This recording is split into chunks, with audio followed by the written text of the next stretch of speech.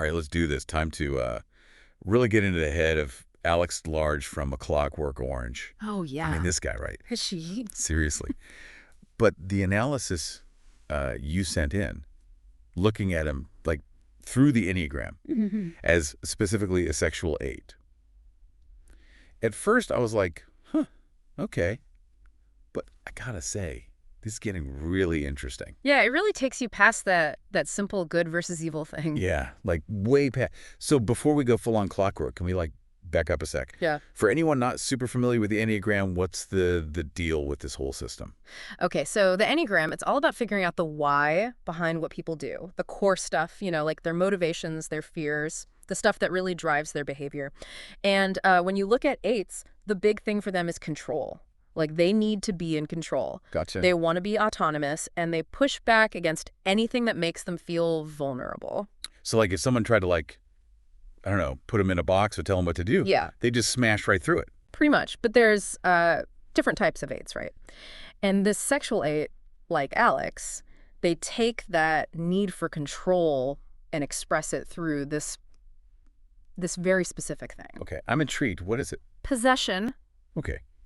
Now, at first I'm thinking, like, they want to own a bunch of stuff. It's deeper than just the material stuff. Think of it more like wanting to possess, I don't know, energy, situations, even people. Whoa. They've got this like intense urge to dominate everything around them, to leave their mark on everyone and everything they encounter. You know, now that you say it that way, that really clicks with Alex. It's not just the violence. It's he owns every scene he's in. Even his droogs, they're less like friends and more like Yeah. extensions of him almost. Exactly. And that whole desire to possess, it's key to how these sexual elites rebel too. See, they've got this inbuilt thing where they just defy authority. They reject like conventional morality. Okay. And a lot of times they show that through actions that straight up challenge the way things are supposed to be. So it's not just some teenage, I'm going to break the rules kind of thing. Yeah. There's something deeper behind it. Definitely. If we look back at the analysis, it's arguing that his ultraviolence, it's not just random. Right. It's his way of expressing himself, but, in the super twisted way, it's deliberate. Almost like a performance. He's imposing his vision on the world. Like that scene where they trash the writer's house. Yeah, yeah. Obviously horrifying, but there's this, it's like strangely artistic, the way it's done, the choreography. Totally. I mean, disturbing, but also captivating. You know what I mean? You hit it right on the head. That's the complexity of this type. Their actions are destructive, absolutely. But there's often like a purpose behind them, even if it's a purpose that's, messed up. And this connects to another fascinating part of this subtype. Lay it on me. They're actually the most emotional of all the eights. Hold on. Really? Because he comes across as so cold, so calculating. Right. And that's what's so interesting. You have this character who seems on the surface like he doesn't have any empathy. But then his love of Beethoven, that shows a depth of emotion that you wouldn't expect. I'm trying to put this all together. So you're saying both the violence and the music are expressions of the same, like, intense emotional energy. Just like two sides of the same coin, yeah. Alex's reaction to music, it shows us he's capable of really feeling things deeply. It's just that those feelings get channeled in these, disturbing ways. Oh, yeah. This is heavy, but it kind of makes sense. And this leads to another big trait of the sexual pate, their charisma. You can't deny it. They've got it. Okay, now this is where I get a little lost. How can someone who does such awful things be charismatic? I feel like we should just be totally repulsed by him. Right, and that's the power of this type. They have this magnetic energy, it's confidence, intensity, this raw sexuality. Yeah. And it pulls people in, even when they're also horrified by what they're seeing. Like in the movie, right? Malcolm McDowell's performance. Zap. You're both drawn to him and terrified of him. I wouldn't want to meet Alex in real life, but there's something about him, Absolutely. And that links back to what the analysis said about controlling the narrative. Alex doesn't just want to dominate what's right in front of him. He wants to captivate the audience, too. He wants us to watch, to be sucked in, even as we judge him. So it's like he's saying, you might hate me, but you can't look away. Messed up, but kind of brilliant. Right. And that's that whole duality. They make you question your own reactions. They blur those lines between attraction and disgust. And they make you confront, the darker side of human nature. Whoa. Okay, there's a lot to unpack here. Before we get even deeper into Alex, just Yeah. so everyone's clear, this Enneagram stuff, the sexual 8, it's not supposed to be excusing what he does, right? Oh, absolutely not. Just because we can understand someone's reasons doesn't mean we condone what they do. Right. It just adds another layer to the whole ethical mess that a Clockwork Orange throws at us. Okay, good. Yeah. Because I think it's crucial that we don't forget this is a character who hurts people, like really hurts people. Yeah. And we got to wrestle with that, even as we try to figure out what made him that way. Exactly. And you know, what makes this even more intriguing is that Alex, he's always craving intense experiences. He pushes those boundaries with violence, with sex, with drugs. That's another piece of the puzzle we need to look at. Okay, I'm ready. Let's go there. All right, let's do it. It's kind of funny, though, right? We're talking all about this need for control, but Alex, he doesn't really strike me as a mastermind. He's way more impulsive, like driven by gut feelings and that craving for intensity. Does that fit in with this whole sexual 8 idea? That's a really good point, and it shows something important about the different types of eights. All eights, they like to take action, but the sexual eights, they're not as into strategy. They're all about immediate gratification. It's instinct, that primal urge to grab energy, dominate whatever's happening right now. Less chess player, more like a bull in a china shop. Yeah, and a really energetic bull at that. Remember the scene where they're out for a joyride and just deliberately cause a crash? Anyone with a lick of sense would be terrified, but for Alex, The rush. exhilarating. He's pushing boundaries, feeling that power, totally thumbing his nose at danger. It's almost like he needs that chaos, that adrenaline, just to feel alive. Exactly. Boredom. That's the enemy for a sexual eight there. They gotta have those intense experiences, that feeling of being on the edge. Right. It's all part of testing their limits, asserting control, even if it's dangerous. Which brings us back to his hatred of authority, right? Oh, yeah. It's not just a teenager hating rules. Yeah. It's way deeper than that. It's this rejection of any kind of control from parents, society, the government. Exactly. The analysis suggests that whole distrust of authority. A lot of times it comes from early experiences. Like maybe they were disrespected a lot as kids or didn't get enough affection. It's like they build up this fierce independence to protect themselves. So it's like, if I'm the one in charge, no one can hurt me. Powerful way to put it. It's about putting up those walls, seeming tough to hide how vulnerable they really are. Yeah. But that makes them prone to conflict, too. They constantly need to prove they're on top, push back against anything that feels threatening.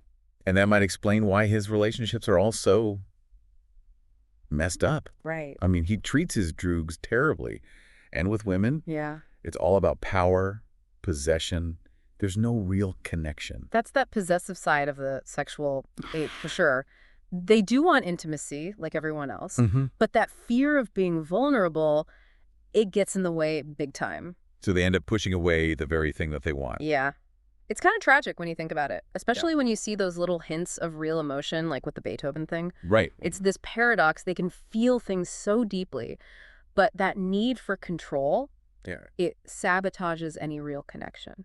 I'm starting to see how looking at Alex this way, as a sexual 8, it really adds layers to this story. Yeah. It doesn't excuse anything, but it helps me understand why he's so contradictory. Yeah. The brutality and the artistry, the charisma and the cruelty. It all mixes together. Exactly. And this framework, it also helps us appreciate how that need to express himself comes out.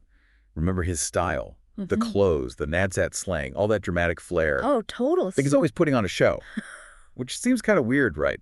Wouldn't someone who wants to control everything want to blend in? Well, that's what makes a sexual eight different from some other eights. They aren't afraid of attention. Actually, they crave it. It's about owning that energy, captivating everyone around them, making sure nobody ignores them. So it's not just vanity. It's another way to be in control, to force people to look at them, see them the way they want to be seen. Exactly. The source even uses the phrase, colors in their feathers, to describe this. Colors in their feathers. I like that. Right. It's about rejecting the norm, being an individual, making a statement. Like they're saying, look at me, world. I'm not following your rules. And whether you like them or hate them, you can't ignore them. Precisely. And it links back to that idea of controlling the narrative. They want to shape the story, command attention, even if it means pushing boundaries and provoking people. Man, this is insightful. I'm seeing Alex in a whole new light. And honestly, maybe even some people I know in real life too. Yeah. But I keep circling back to this one question. If we understand why he does what he does, those deep needs, Mm. does that make him any less responsible for the harm he causes? That's the big one, isn't it? And it's something we have to wrestle with as we try to make sense of A Clockwork Orange. All right, I'm ready to tackle that head on. But before we go there, there's one last piece of the sexual 8 puzzle I think we got to look at. Their relationship with authority. We touched on it, but it's worth a closer look, don't you think? Definitely. It's key to understanding why Alex does what he does. His whole journey, it's like this rebellion against anything that tries to control him. Okay, let's unpack that. Because it's way more than just teenage angst, right? Or disliking rules. There's something much deeper going on. Absolutely. It's this complete rejection of any outside force that tries to limit them, tell them what to do. And a lot of times, that defiance, it comes from not trusting authority figures. Maybe because they felt betrayed or treated unfairly early on. So it's, if I can't trust those in power, I'll just take matters into my own hands. It's about taking back control, asserting their will in a world that feels like it's always trying to box them in. And this plays out in really interesting ways in Alex's story. This is making me think of that scene where he has to go through the Ludovico technique, that aversion therapy. Oh, yeah. So secure him, but he sees it as just another way to control him, take away his choice. And that makes him rebel even harder. That's the perfect example. The sexual 8 just resists any attempt to change them, manipulate them from the outside. They see it as a threat, like someone's trying to take away who they are. So the more society tries to control him, the more he pushes back. Exactly. It's this vicious cycle, this battle, where the sexual 8 will do whatever it takes to be dominant, resist being controlled. And this connects to that ultra-violence is art idea we were talking about, right? Oh, yeah. If his violence is a way of expressing himself, then rebelling against authority, it becomes part of that statement. He's pushing back against the systems that try to control him. That's a really insightful way to look at it. It's like he's creating his own story, a symphony of defiance against everything that tries to define him. And that's what makes A Clockwork Orange so fascinating. It makes us question free will, how much control is too much, all those complex things about why we do what we do. Wow. Okay, well, my mind is officially blown. We've covered so much, but it feels like we've barely scratched the surface. So where do we go from here? How do we take what we understand about Alex and deal with the fact that he does truly terrible things? That's the real challenge, isn't it? To hold both sides. The beauty and the brutality, the charisma and the cruelty, the vulnerability and the violence, and see it all at once. I think that's what this deep dive has really done well. Yeah. It's helped us move past easy judgments. Alex is complex. He's got the best and worst of humanity all mixed up inside. Okay, I'm ready to wrestle with that. How about you? Ready to get to the heart of the moral mess that is A Clockwork Orange? It's amazing, right? Like, all this stuff about Alex, his need to be in control, rebelling against authority, even the violence. It all comes back to this fear of being vulnerable. Yeah, like he's built up this whole tough guy persona to protect himself from the world. It's crazy, isn't it? It is. The sexual 8, they put on this image of being strong and dominant, but underneath, Yeah.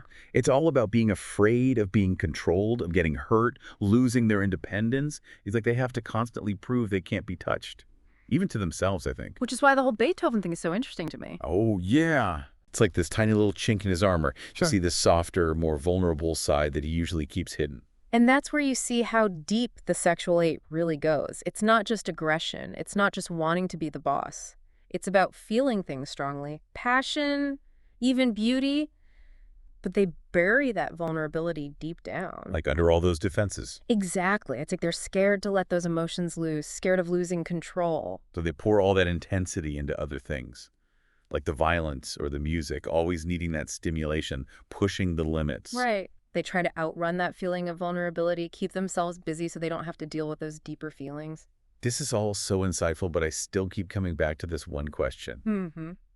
If we get why he does what he does, all those deep needs of his, does that change the fact that he hurts people? Does it make him less responsible? That's the million-dollar question, and I don't think there's an easy answer. Just because you understand someone's mind, their motives, it doesn't wipe away the consequences. Right, of course not. But it does make it more complicated. It makes you think about right and wrong in a different way, the messiness of being human. So we're not saying what he did is okay, but we're trying to get where he's coming from, the stuff inside him that might have led him down this path. Exactly. And that's what makes A Clockwork Orange so powerful, even after all these years. Yeah. It doesn't give you easy answers or tell you who's good and who's bad. It makes you grapple with free will, the limits of control, the potential we all have for good and evil. I gotta say, I'm walking away from this with a much deeper understanding of what's going on in the story. Hmm. It's not just some futuristic thriller. It's about what it means to be human, flaws and all. And that's what a good deep dive should do, don't you think? Totally. You take something familiar, something you thought you knew, and suddenly you see all this new stuff. Yep. Hidden depth, connections you didn't see before. It's about embracing the complexity, questioning what you think you know, and understanding yourself and other people better. Absolutely. Well, on that note, I think it's time to wrap up this deep dive. But before we go, I want to leave you with something to think about. If Alex's violence is, in some twisted way, how he expresses himself, does that let him off the hook for what he does? Or does understanding him just make the whole moral question of A Clockwork Orange even more complicated? Something to ponder as you go back to the story, or maybe even explore the Enneagram more on your own. Until next time, keep exploring, keep asking questions, and keep diving deep.